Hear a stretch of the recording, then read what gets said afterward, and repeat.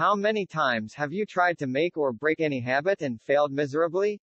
I've done it many times and yes, failed too. But one day, I found this magical thing called the 20-second rule. Since then, it has been pretty simple to break and make habits knowing how the brain works. From being a heavy social media user where my screen time was almost 10 hours daily, I've managed to reduce it to less than 2 hours. From procrastinating to working out regularly, I have managed to make pretty good improvements in my life using the 20-second rule. So, you might be wondering what the 20-second rule is. What is the 20-second rule? The 20-second rule was given by New York Times best-selling author Shawn Achor in his book The Happiness Advantage. Like many of us, he too struggled to make changes in his habits. The principle of the 20-second rule is pretty simple. If you want to make a habit, you have to make it easier to integrate into your life by decreasing the activation energy. Activation energy is the effort required to start a certain action. To be precise, the less time and effort required to start a certain action, the easier it will be to build a habit. Similarly, the same thing is to be done when you want to break a habit. If you want to break a habit, you should make it hard to integrate into your life. On building good habits, Shawn wanted to learn to play the guitar.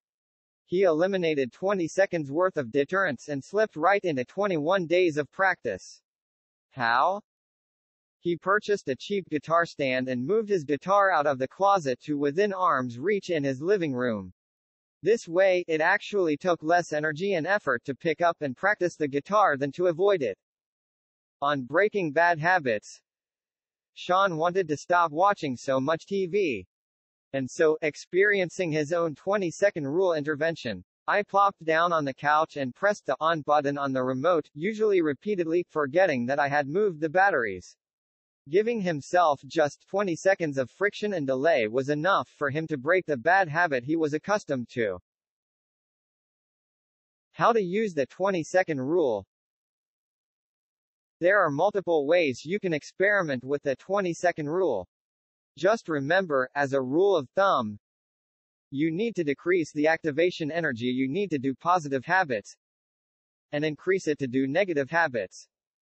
If you want to replace a bad habit like drinking alcohol after work with a better one, consider moving your pint glasses to another room in your house or leaving alcohol that's best served chilled unrefrigerated.